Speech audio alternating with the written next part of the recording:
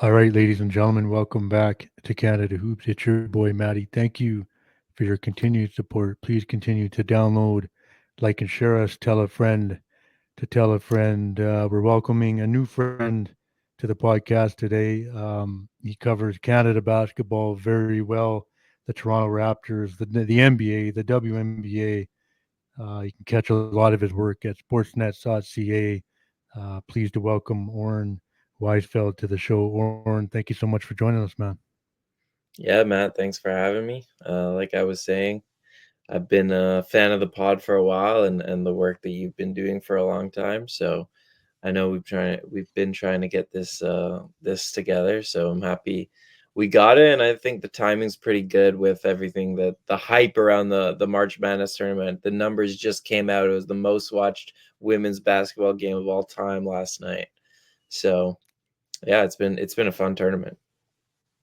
Yeah, I appreciate that. And a big thing that I've always enjoyed doing, I guess, kind of through the podcast and just as a program and the attention, has gotten better and better. Just getting to talk to people like yourself and network and just, enjoy the community and the Canada basketball family, no matter who's, a part of it. And I just love to be able to have those conversations. So appreciate the support. And yeah, what a uh, exciting time, like you said. And the timing is good. The NCAA tournament, we're down to the Final Four on both sides of the men and women. And, big roles for Zach Edey for Purdue, obviously, and Aaliyah Edwards for UConn. Yeah, just touch on that, Oren. Your thoughts? I know you cover them a lot, and really know their game and their rules, and just touch on what's kind of their future and the outlook for them. Yeah, I mean, I was just pitching a story to Sportsnet, so hopefully that'll be what I write about this Friday. But I do think it's pretty cool that I mean, it hasn't been the best year for Canadians in the NCAA, especially on the men's side, but it's not often, as you know, that we have, two of the best players left in the Final Four Canadian. And especially on the men's side, we've had a lack of bigs. That's been a problem. And we got Zach Edey now on the men's side, and he's had a couple historic performances to really will Purdue there. And on the women's side, Aaliyah Edwards last night in the game against USC, she was fantastic. So I'll start with Zach Edey. First of all, bet on yourself. The old Fred VanVleet thing, like Right. he really, not to make it all about money, but he made himself a lot of money with this decision to go back to Purdue. He was going to be a fringe second round pick if he entered the draft, and I think he would have got drafted from everything that I've heard, but it would have been in the second round. And instead, he wanted to go back to Purdue. They were obviously upset in the first round by a 16 seed, so they kind of wanted to make up for that. And he wins a back-to-back National Player of the Year that was just announced, and then now he's kind of willed them back to the Final Four. And as it's happened, you've seen the ESPN shows. Everyone's talking about Zach Edey. He's going to be a first-round pick for sure, maybe even playing himself into the lottery with this March Madness performance. And so he's going to make himself a lot of money with that decision. So, good for him. Good on this Canadian kid who was really raw. The national team saw something in him. He's been a part of it for like 5-6 years now. And, the people who have been around that whole time have just said the growth has been really consistent. And you see it. He's not just a tall kid. Like, he has amazing touch, great footwork, good set, great screens, good passer. So, yeah, what he's doing in the tournament has been really fun to watch and just root um, for this Toronto kid. I'm biased. I'm in Toronto, so yeah. Right. What have you thought? Yeah. Well, I don't know how people can love this kid and obviously see the progression like you've talked about. Like there's been growth, at every um, kind of level in his not level, but every point in his career so far, and it's just been good to see. And I think maybe his background in other sports has really helped some of that. And he wasn't super raw in terms of athletic ability, despite Mhm. his size. And as far as the national team goes, and the thing we kind of toss around a lot, the lack of size. Well, here we have this 7'4" monster that is, you know, is a player. Like he's not just a fringe guy, bench guy. The national team at the senior men's level has looked to bring him along and include him and put him around, superstars like Shea Gilgeous-Alexander and vets like Kelly Olynyk. And I think that's done a lot for his game. And Zach even mentioned that he's had big growth after he spent, times with the senior men's national team. So, man, just as a fan of the program and you follow Canadian players, like he's easy to root for. You can't, do nothing but respect the growth and the path that he's gone on this far. And smart move to go back to school, obviously, like you said, and make himself some more money and be a lock for a first round pick. Obviously, at this point in a weak draft, too, the draft is not very strong upcoming. So, and when you look at size, like sometimes if our listeners, haven't seen some players up close or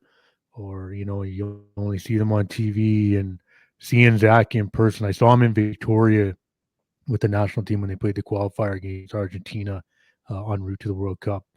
And when they say Zach is 7'4", he's 7'4". Like he's a monster. And there's a lot to be said about that. So it's Mhm. awesome to see. I got UConn winning it in my bracket on the men's side, but I'm cheering for Purdue. I hope they win it, and Zach ends his career that way in a big way, man. Yeah, that would be huge. Yeah, he's definitely a big boy. I've stood beside him also, and just like I'm around NBA players a lot, but that's a different Right. level of player. He's a Yeah. massive guy, and but yeah, it'll be I'm definitely interested to see how he translates to the NBA Right.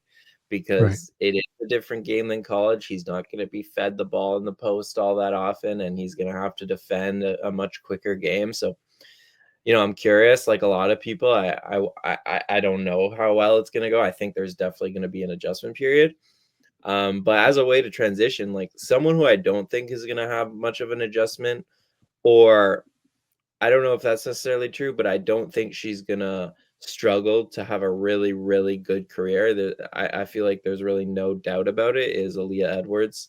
Right. I think when she finishes her UConn tenure this year and goes to the WNBA in the first round of that draft, like I just think she's gonna fit into that league so well and be I don't know if she'll be good right away, but I think she's gonna be a long time WNBA player. And I tweeted this last night, but like maybe one of the best Canadian women to ever come out of the country because what she is doing at 21, 22 years old is just like it's not it's rare that we get this. And I just like her game so much because she does everything. Watch UConn, watch how they play. They run everything through her. She's like a Sabonis or a Jokic for them. Like she's the hub, right? Right. And it's dribble handoff. She's throwing the ball to cutters. Like so much of what they do on both ends really revolves around her.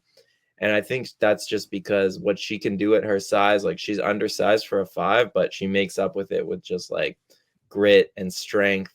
And yeah, she reminds me a lot of Sabonis in that way. Like she's just going to be a fantastic offensive player. And if she's able to man the 5 spot, despite being, maybe like a foot shorter than Brittany Griner, like significantly shorter than some of these WNBA bigs.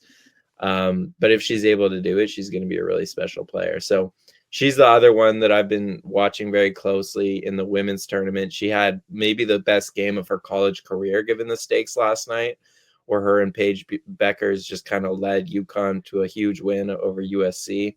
And that was just a fun game to watch. Aaliyah led the team in fourth quarter points. Like she really went off when they needed it. And yeah, she's been another fun one to watch her growth from Crestwood all the way to what she's doing now for UConn. And unlike Zach, where it's complicated on the NBA side, I think she's definitely going to play for the women's team in the Olympics this season, Right. and she'll probably be a starter for that team. Yeah. Well said. And I thought, just to reference your tweet or post last night, like when you said that, the potential to be, the best player, that had me thinking in terms of Canada. And I was like, why not, right? The young age, and she's so polished now at this age, given her experience with the national team and being around those level of players. And she's taking it to UConn, and everything she does is so efficient.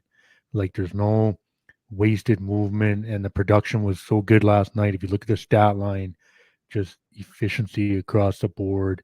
And if you compare it to other players, I think about even like Angel Reese there for LSU in her game with Iowa, just not as efficient, not as productive, um, not someone that the team was really able to lean on in the fourth quarter, uh, to kind of lift them. But Aaliyah does that for you.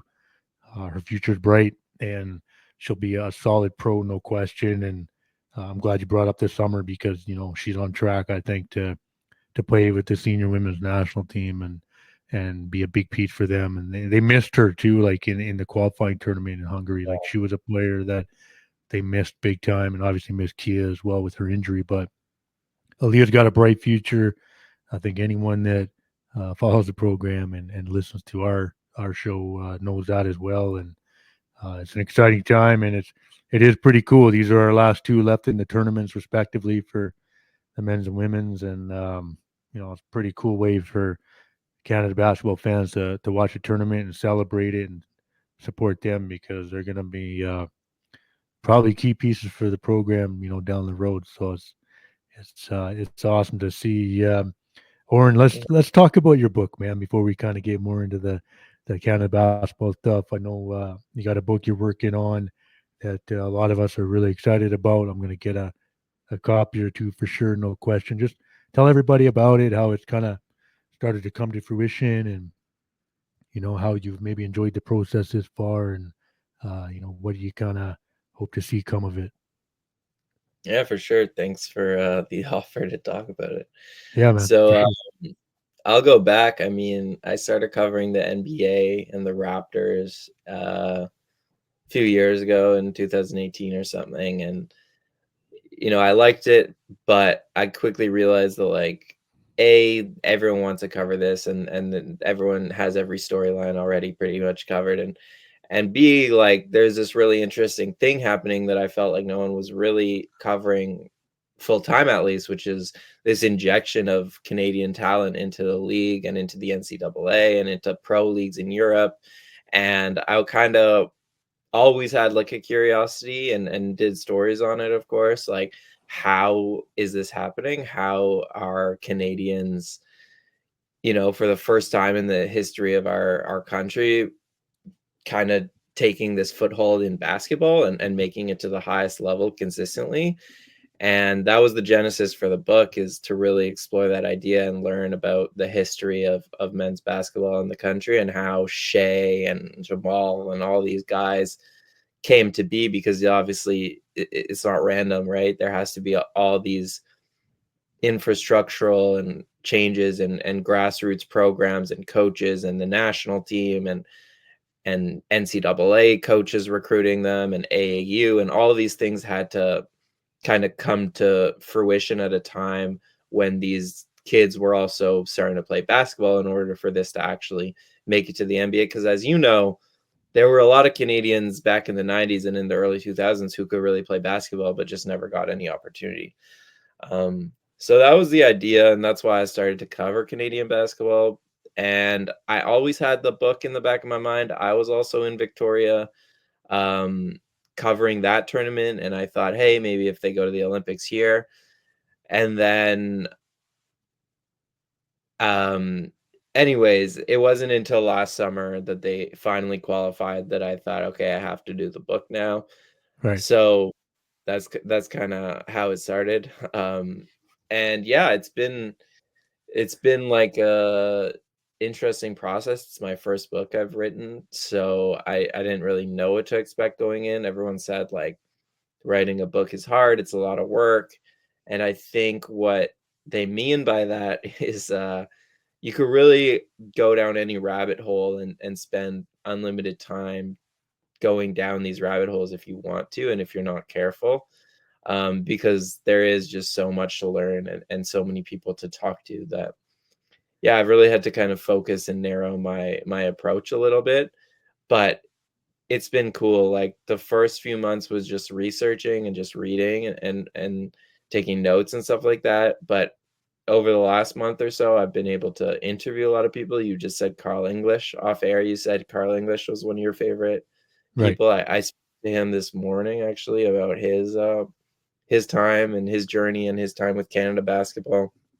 So yeah, that's definitely been my favorite part, is just talking to all of these guys. I mean, starting in the 90s and the OGs who really helped prop that program up and lead them to the Olympics in 2000, and now getting more into the 2000s, and now this week I've been working on kind of like the AAU boom and the prep school boom with Tristan Thompson and Corey Joseph. And um yeah, talking to just all these people has been rewarding, because as you know from this show, like they really relish in those glory days, and they love going back and talking about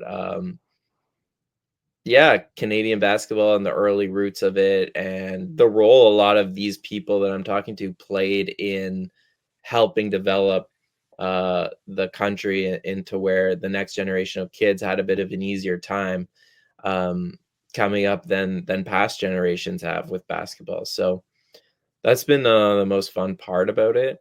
And yeah, still in the pretty early stages though. Um, yeah. Has there been anything so far just in the process that's really like maybe blown you away, surprised you that you weren't expecting, whether it's maybe conversations with somebody or is there an interview that's really just grabbed you and just, really kind of impressed you so far? Yeah, a lot of the interviews have been really enjoyable.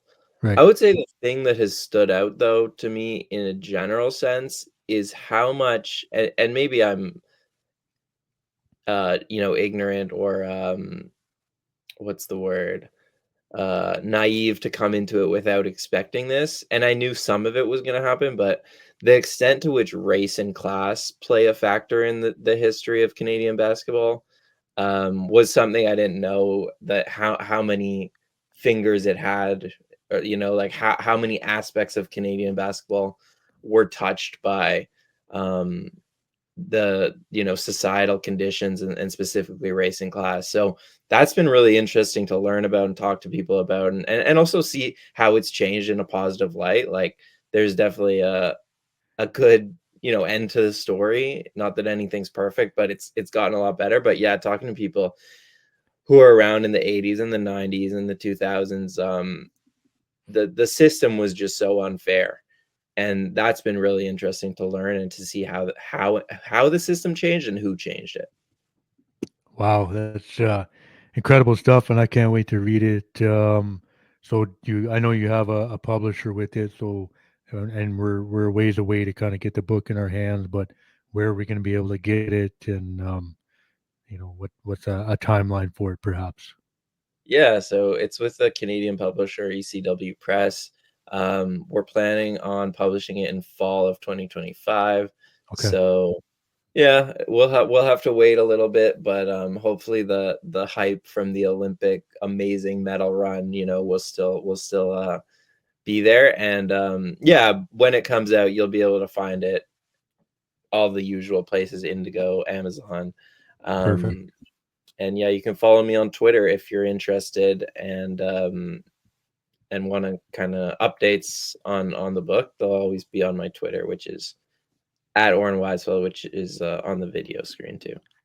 awesome. Yeah, we're looking forward to that, and make sure you support Oren and the work and the program. And Oren, I thought maybe we could just kind of touch on the senior women's national team. I know you follow them closely and passionate about their place in the program, and um, you know qualified sort of by virtue, weird way, obviously, to go to Paris.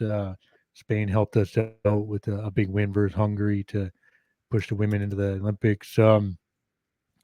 Just an overall sense for you, maybe with the women's side and what we can look forward to this team this summer, maybe a possible roster outlook for them and the task ahead for Victor LaPena and the rest of the coaching staff for this team, because this is going to be an opportunity for a couple players specifically to make a last run. Just give us a rundown for the senior women's team for this summer, in your opinion, man. Yeah. So first they got a tough group. Right. I'll say that, and they kind of Yeah. deserve it. Right. Like you said, they barely qualified for the Olympics, but they got Australia and France in their group. So and Nigeria, who is more of an unknown, but yeah, France and Australia are really good teams, and they got pretty dominated by Australia the last time they played them in the World Cup, I believe it was the third place game, or it might have been the last Olympics that they played. That was the World Cup. Yeah, it was a World Cup. Okay. Yeah. So yeah, in terms of the women's program, I think it's in a different place than the men's program. And going back to this book, I'll say, like, there's always questions like, why aren't you writing about the women? And I think it's just the timing of the programs. They're in different places, and even they will tell you that. Victor LaPena will tell you that, like, his goal right now is to peak in the 2028 Olympics. And whereas obviously on the men's side, like, this is the first Olympics they've been to in 24 years, and they really have real medal hopes and real realistic medal aspirations. The women, I think, are in a more of a transition phase, where if you look at the pipeline of girls coming out of Canada compared to boys, like, we have a lot of high level, high potential girls right now in the NCAA, in high school, going to the WNBA, like Aaliyah Edwards and Letitia Amihere, even more so than the boys right now. But the national team, it has, like, a few of the vets who are still good and still in their prime, like Kia Nurse and Kayla Alexander, and then a bunch of kids essentially. And so they're doing their best to kind of merge the two generations, and they've had some success, but realistically, the bulk of their talent is not in their prime yet, and it Right. will be in 4 years, but it's not. So that's kind of the main thing I think people should know with the women's program. And with that being said, expectations should maybe be a little bit dulled. But it's going to be a great opportunity to see that young talent, right? To see where it's at and to see how much better they get in the next few years, because Aaliyah Edwards, Letitia Amihere, like, we have who else should I talk about? Well, Filipino guy who's Yvonne Edgem, is Yvonne another one. Ejim, yeah. Yeah. Filipino guy who's at Oregon and just had a great year there, and she's a big center who kind of in a Zach Edey mold they've really taken a liking to. Yeah. Prosper at Notre Dame, she just had her season, basically she had an injury all season, so she couldn't play, but if she's healthy for the Olympics, I think she's really good. Shide Wilson, who I'm not sure if she'll play with the national team, but she will eventually. And then like the high school talent, Silas Swords, Toby Fournier, Agat McKeer, like there's some talent coming up high school. So yeah, there's a lot of exciting talent on the women's side, but in terms of this year's team, I really don't know. I would say anything could happen. They could not win a game in the Olympics. They could go to the medal round, just because there's so many factors at play in terms of, first of all, who shows up, and second of all, how they're able to merge that talent, and who do they choose to highlight. Do they choose to highlight those young kids and bring some of those high school players down for the experience, or do they go with a really veteran group and try to just kind of do their best one last time?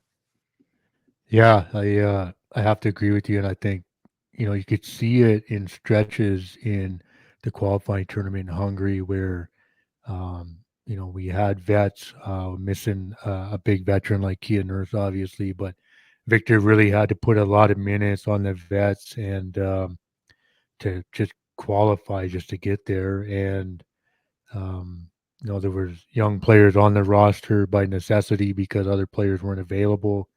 but you see this sort of gap of years and experience put together for that roster, and it sort of sums up the program right now on the senior women's team. And there's going to be key pieces for this program ready in 2028, no question.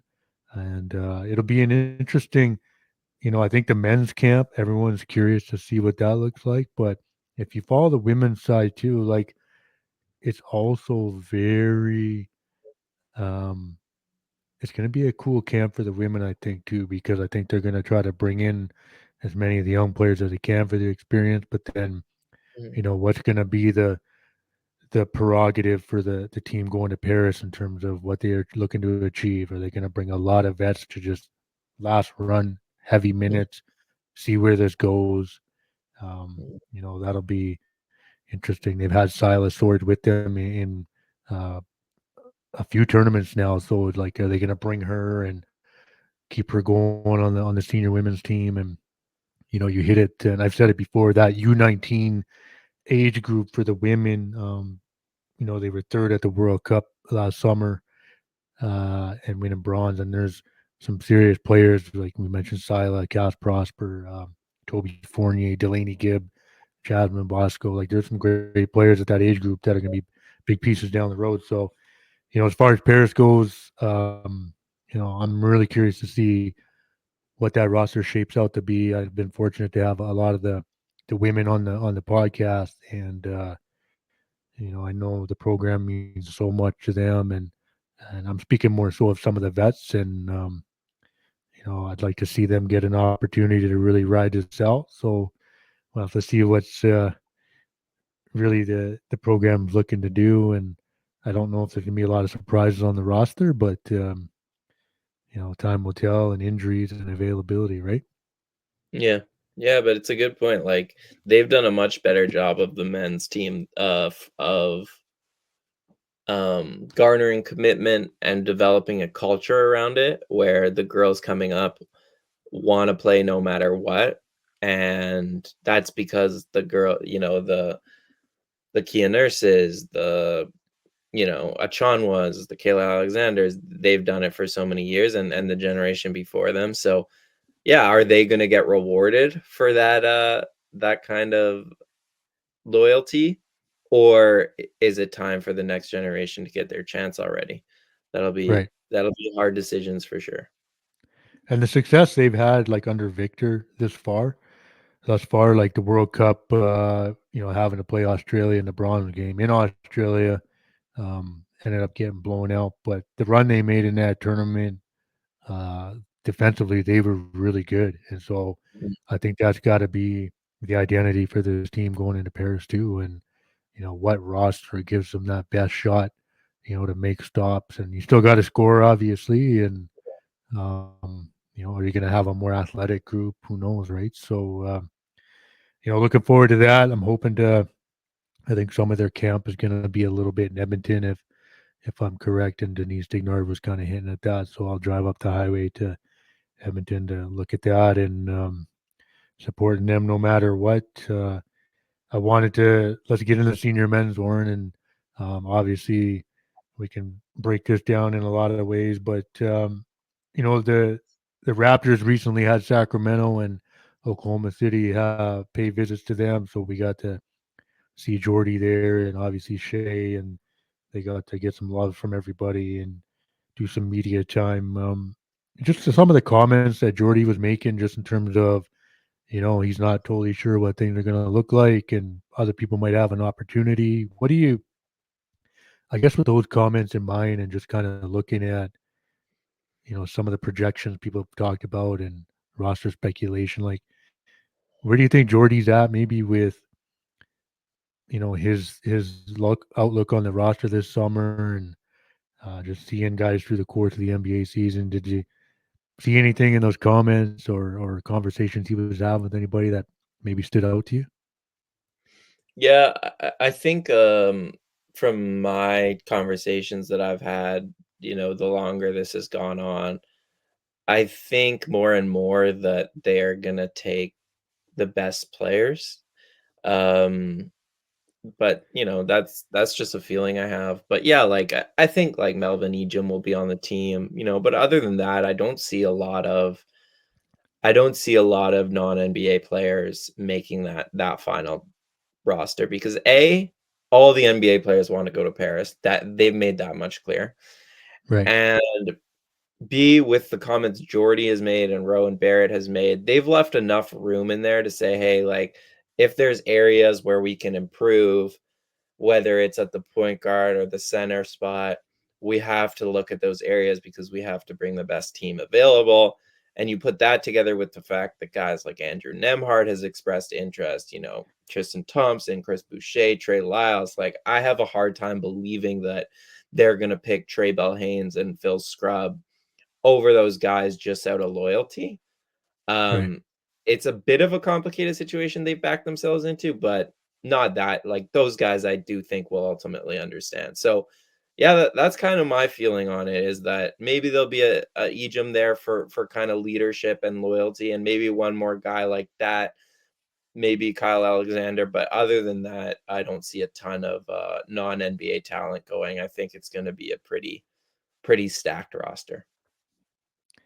Do you think like they backed themselves into this corner in a sense that they asked for the 3-year commitment and that was necessary to get the program to this point. And I hmm don't think anybody would look back on that and say it was a bad move, whether it's Canada basketball itself or the players or anybody that bought into it. Um, you know, is this something that's gonna, like, in a sense, backfire on them in terms of like now we needed the loyalty and we needed a Trey Bell Haynes and a Phil Scrubb and a Kyle Alexander to not only be big pieces of the winter core to get the qualification done for the World Cup, but they also had to make up the roster at the World Cup because of injuries and whatnot. So, do you think like I've talked to some of the players, obviously, like Trey's come on the pod, same with Phil.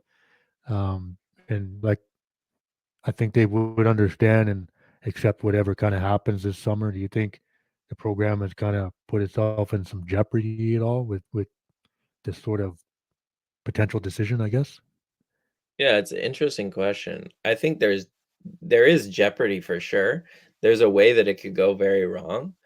Right, Um, but I think there is more likely a way that they can do it where they're in communication with these players and they're kind of helping them understand what the process is, and B, like I said, if an Ejim and one other guy like that, like say Kyle Alexander, those two make the team, then there's still that, okay, these guys gave their 3 years, they had a leg up on the competition because of that, and that's why they were rewarded with those spots. Like, not everyone was guaranteed anything, but they got the spots because in part of that 3-year commitment. That shows guys in the next 3-year window that, okay, I'm not maybe guaranteed anything, but hey, like this is my best chance to be on the next Olympic team is to still commit for 3 years.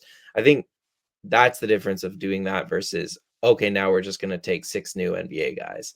Um, but yeah, I think I get your question, but I think there's definitely a way where they can do this gracefully. And the other part of it is, other than communication, is like making guys feel like they are playing a part, which I think they've done a better job of recently. Like making them see the connection between those guys who play the winter windows and the guys who then go on to, and you can do that by bringing them together in camps, right? And keeping communication with them throughout their seasons and that kind of stuff. I heard they were doing things like during the season they would have Zooms with the winter core and the summer core and the coaches, and just like making it feel like it's one big program rather than the NBA players and the rest. right. I think yeah, they've gone in that direction, and that's gonna be the best way. But yeah, there's no perfect way to do it because like they have backed themselves into a little bit of a corner with the whole core concept. But um if they kind of communicate it the right way, I think most people will understand like, hey, you got to take the best talent available for the country, and we all understand that. Yeah, it's gonna be. I mean, there's always right after the tournament ended. the World Cup, there was conversations already, right? Like immediately in the first few days about roster, you know, uh, makeup for Paris, and I think with the idea that I've gotten to know Mike Bartlett pretty well, and he'll return some texts sometimes, and share some information. And I think in the idea that, like, look, the program is in a really good spot in terms of a lot of exposure coming this summer, and more money, and financial support coming their way with a good showing. Like, I think the program is going to feel maybe some pressure to really put the best roster together as much as possible. And that doesn't always mean every NBA guy. We know that.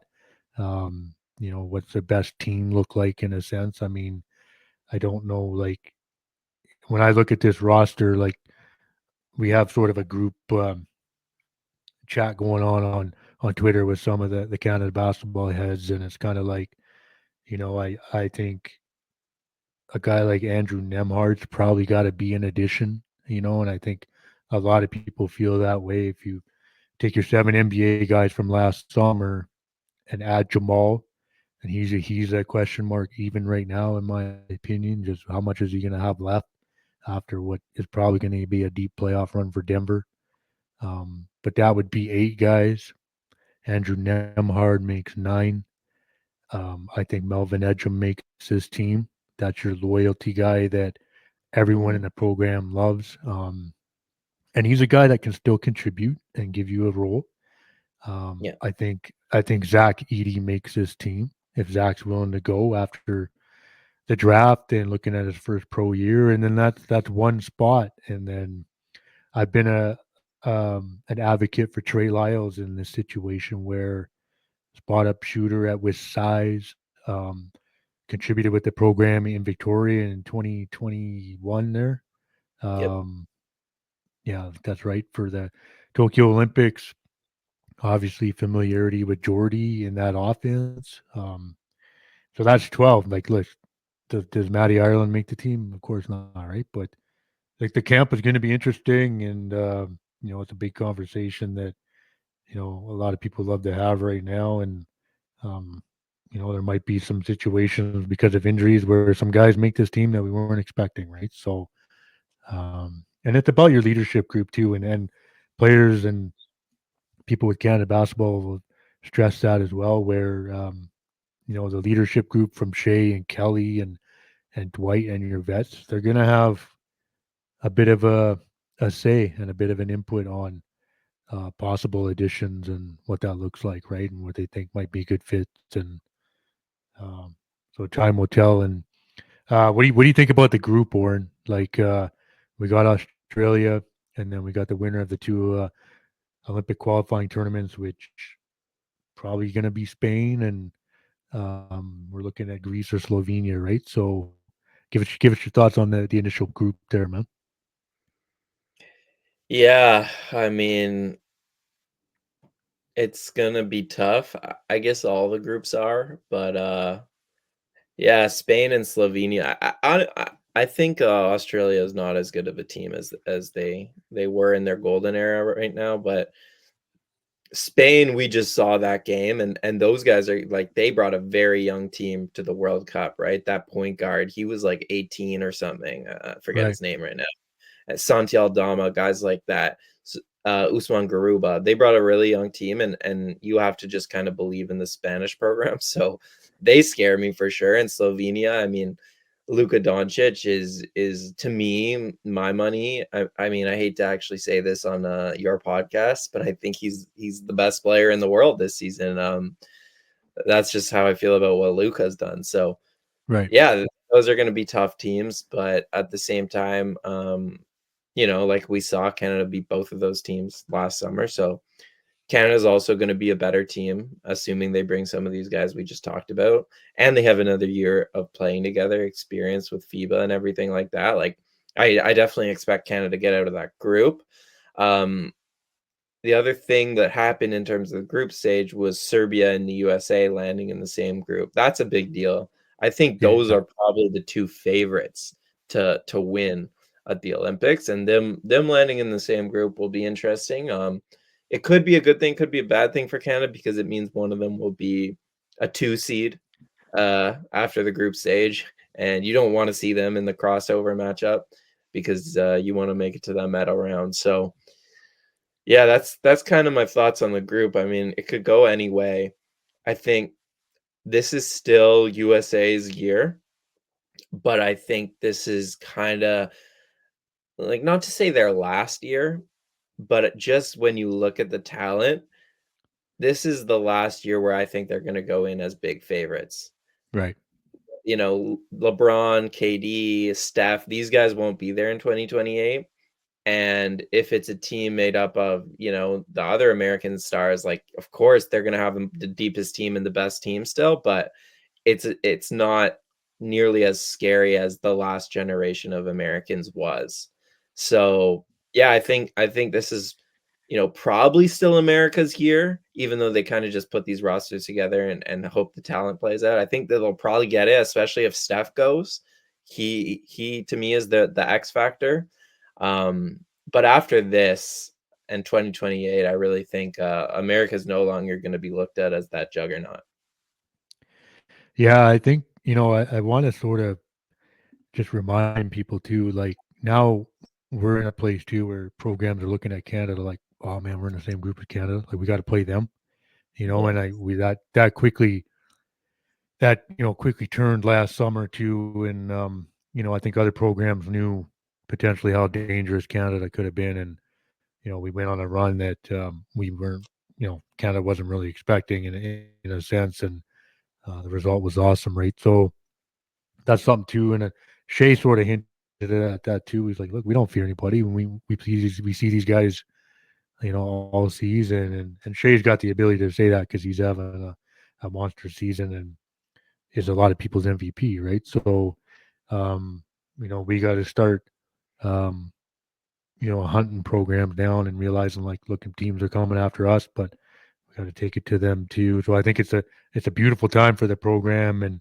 in a short turnaround of a year with the World Cup success and the buy-in from so many players and the desire to play and represent the country, and now to be a program that is going to be feared at the Olympics and likely improve like we hinted on. And we had surprises of the play of Dylan Brooks last summer in the World Cup where Mhm. Dylan needed that and the program needed that. And, maybe we'll get another surprise this year from somebody as well. And I can't wait for it. And just um, it's been 24 years since both sides of the program have been in the Olympics, obviously, and everyone's talked about that a lot. That's a massive thing for the game in this country and the support and Canada basketball itself.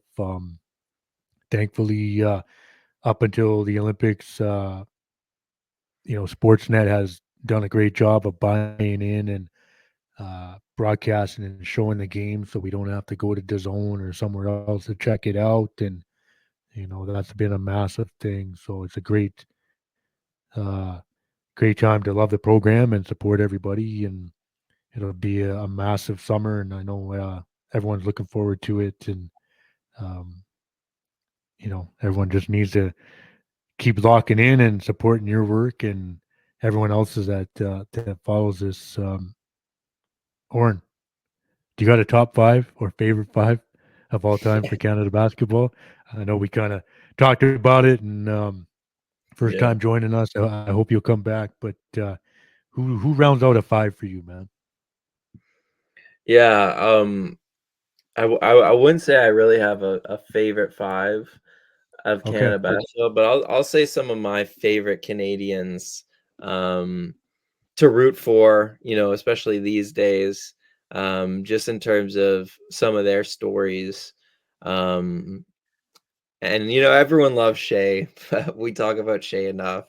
He's definitely in my top five favorite guys, but no, right. just in terms of I think some of the stories these guys have are so cool. And so, you know, to give some credit there, I think a guy like Delano Banton, he's a great Yeah, story this season. right. He finally, you know, as you know, played at the AmeriCup couple summers ago, and that was actually his first experience with Team Canada. Like the national program and him were not. He wasn't there, and that's because like he hit a growth spurt really late in his career. I think in college, and so he wasn't like this highly touted prospect at all.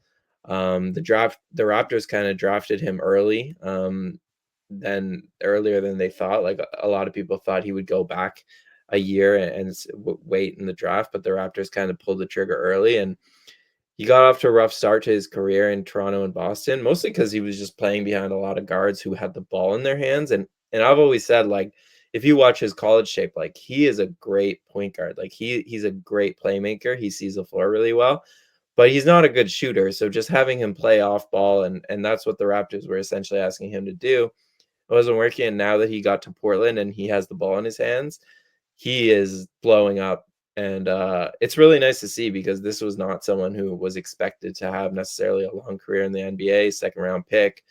But I expect him to be a big part of the next core of the national team in that 2028 Olympic run. Right. Yeah, and just someone who really, like I said, was not a part of the national team. Nobody knew about until he got to the NBA, and this season has really exploded onto the scene. It's been a fun story to watch. So that's one guy. Chris Boucher is another. I don't know if we'll ever see him play for the Canadian team, but I've really enjoyed covering Chris in Toronto.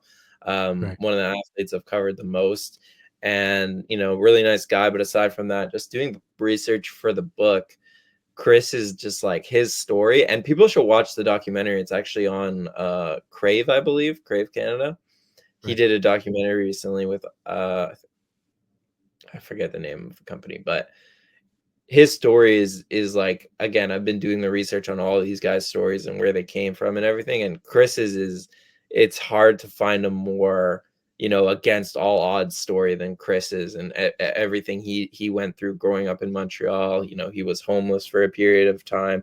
He never played organized basketball, and then he explodes onto the scene.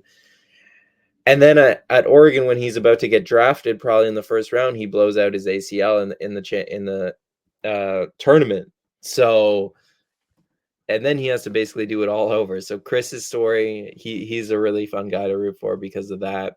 Lou Dort, in the same vein of a guy who went the undrafted route and fought his way into the NBA.